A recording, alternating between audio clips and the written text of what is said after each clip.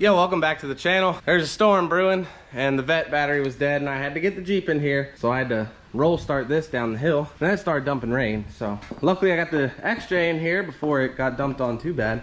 That's what we're working on today.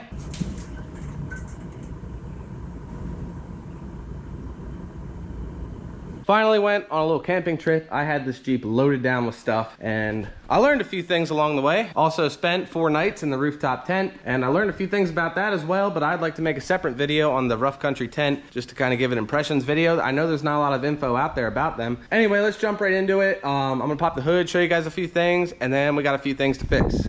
So first I'm gonna rattle off a couple things that I learned that we can't really do anything about today. One of which being this seat.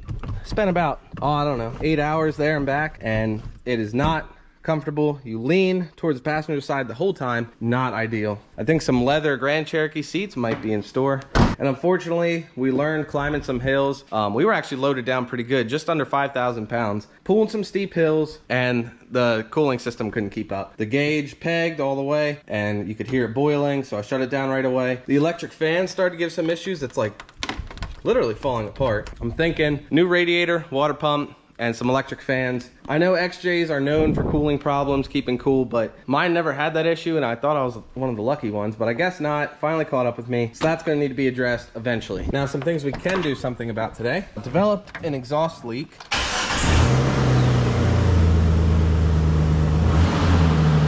I don't know if you can even hear that, but it's normally not that throaty. I got brand new cats and muffler on here, so it's like really quiet. So there's that little bit of rumble. That's probably just something's loose. That's real easy. Another thing, not really trip related, but I have this clock spring that I've been meaning to put in, so we can do that today. Other things, this rack that I built in the last video, the last X-ray video, held up great. I'll explain more on that when I do the tent video. Now there is one other thing. When you're driving along, coming from underneath, you hear a sloppy chain something vibration sound, and it didn't make that noise before I replaced transmission and transfer case, and I still have my old transfer case, so if I'm really feeling up to it, I'm gonna put my old transfer case in place of the one that I did put in there and maybe see if that might fix it. Probably not, but that's only if I'm really bored. I did check the oil while I was at our campsite, but I didn't check it when I got home. I actually am curious. Not bad, actually. Better than I thought it would do. Still got good color.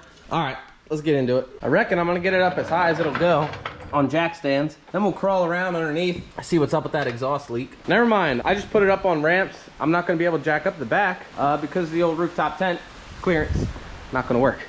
Man, look at that fan go. It's not even turned on. I'm gonna be down here for a while. Might as well get cozy. The old moving blanket. Be all right. Well, it's pretty bad. Anyway, it's pretty bad out here. You're not gonna be able to hear me too well with this storm moving in.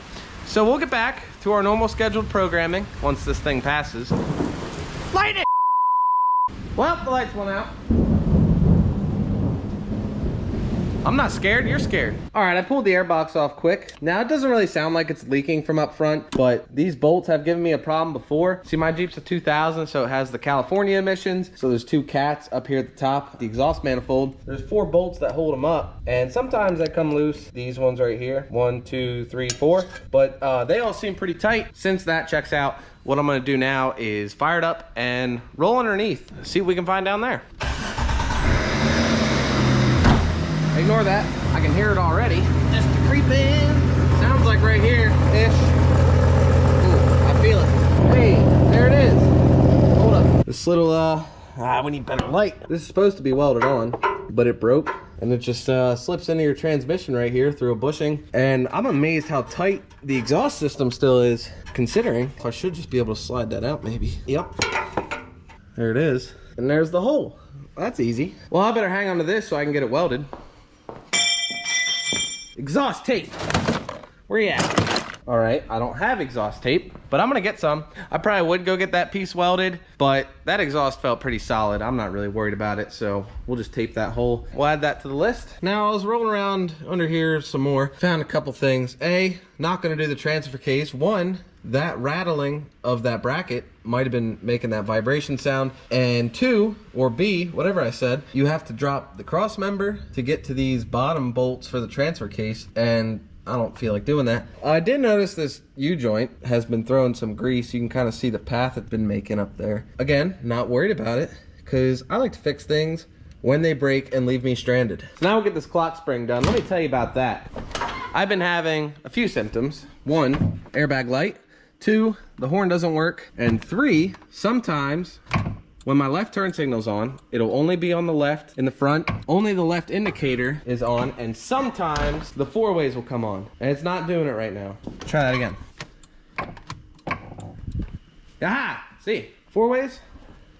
And it's dim too. It's not quite as bright as a full turn signal. 4-ways on in the back, and only the left up front. And like I said, only the left indicator's on. I don't know if that's a clock spring thing or not. I just kind of threw it in there. I didn't really do any research. Something's definitely messed up. Got the battery disconnected because airbag. Get our steering wheel puller. Got the door propped open to help me. You like that? And then I think we got a couple 8mm. I think it's 8. Oh geez, maybe not. What is that? Can't see. Oh, it's a Torx. Never mind. Okay, I was right. 8mm, except it's up here. And then there's one on the other side, and that's all that holds the airbag in. Got the second one out. There's the airbag. 2 connections on the airbag. I'll get those off, put the airbag aside, and then we'll break the steering wheel nut there. And then there's the clock spring right back there. 21 fits pretty good. Hey, let's see if we're lucky and we even need the steering wheel puller. Come on. All right, enough of that. Got the steering wheel puller set up so we can commence pulling. Now, I do suspect this is what's giving me that left turn signal 4-way flasher issue, because the clock spring is what resets your turn signal. I hope it works. Now, I reckon we got to take this trim off of here. There's just some Phillips screws up in here. Pull that down, just enough. And we can get in here, get this clock spring out. There we go. Now, there's just a couple connections here on the bottom. Pop them out real quick. There's the old one. Then we'll just simply plug in the new one, put it back right where that one was. I think this is just some kind of alignment thing put there for me so I don't mess stuff up. Easy enough. Got the screws back in there. We'll pull out this little thing and we'll put the steering wheel back on. The wires get fed through that little opening. Now we'll tighten the nut back on there. Oh, by the way, a 13/16 fits on there much better. I'm just going to tighten it up with the gun first to make sure the wheel is seated, and we'll back it off a little bit and torque it to spec. And the spec is 40 foot-pounds, which ain't too much. Airbag is plugged in and bolted up. Let's connect this battery, see what happens. Well, it didn't go off. All right, turning key, fire it up. Airbag light turned off, and no check engine light for now. We got a horn. It's so cute. I don't think in the almost 10 years I've owned this thing, the horn has ever worked. Oh, I'm so happy. All right. Wow. This kind of sucks because I have no idea if I fixed it or not. I guess I'll try this maybe 5 or 6 times, and if it doesn't do it, I'm gonna call it fixed. All right, I've done it a bunch, and it's still just the left, as it should be. I'm gonna call it good. Woohoo! I'm really excited about the horn though. Got the engine bay buttoned back up. Now we got one more mod to do. It's for Kourtney's Jeep, her 2012 JK. We'll do that tomorrow though. I'm gonna get some exhaust tape. We'll patch that up, see how it sounds. See you in the morning. And I'm back, day 2. Picked up our exhaust tape, see what we can make happen with this. I read the instructions for once, and they want you to use a small piece of aluminum to put over the hole before you tape it, which luckily we are in no short supply of around here. I got it started, something like that, I guess. And then just wrap it around and around and around, and we'll be good. Doesn't seem very good, but we'll fire it up like they want us to and get it warm, and I guess that's when it really adheres. I have a feeling it's gonna sound like a fart can. Oh yeah. That's already making a nice tight seal. And it sounds fine. Who's out there? I'm here for bush lights and What'd you bring? A beer deer. beer deer. For me? Maybe. You gonna help me build it? No. Hey bud, What? you're poking a little bit here. I'll grease that up. That's alright. I think it's a steering box for the Humvee, or That's not a steering box. something for the Humvee. Tie rod ends. There you go. And we're done. I'm gonna put it right there, maybe. Dude, you're the man. I know. This is the best gift. Hold my deer. Yo. There you be. That's excellent. I'm so happy right now. Yeah, you're right. Well, this is a different turn of events. I guess he's got something to do. All right, what are we doing? Me? We. I don't, or you. Well, right now we're looking at the hole in my muffler I didn't know I had. You know your head's in a puddle of water. That's sweat. Oh, No. that's not sweat. Is this new? It was when I bought the truck 5 years ago. Oh, that's right on the weld too. Is that why we're here? No, we're here to do shifter linkage. Well, there's only one bolt holding his linkage in, and it was finger tight. Don't buy a Dodge. Take it. Oh, don't lose that one. Don't lose that one. Good. Kourtney's here. Bring it on in here. Whoa. Ayo. Heyo.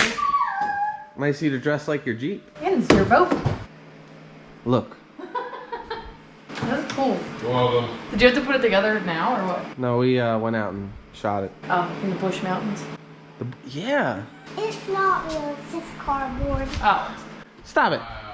It is. I like it. Anyway, for Kourtney's Jeep, we got some KC brand headlights. These were given to us by a subscriber.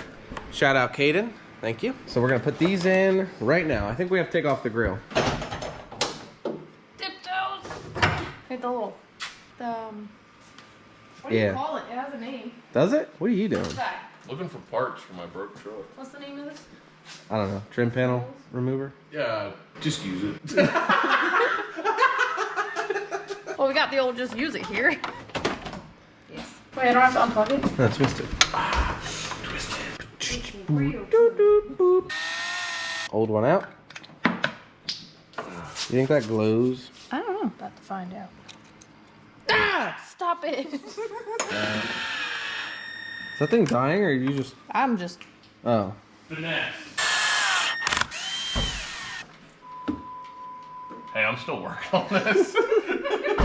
I was expecting a better reaction. Like when you scared that Amish guy. Yep. Nice. Man, those are nice. You happy? I am. They look good. Good deal. Thanks again, Caden. You're the man. Hey guys, we fixed a bunch of random shit today. Thanks for watching. See you on the next one when I actually do something important.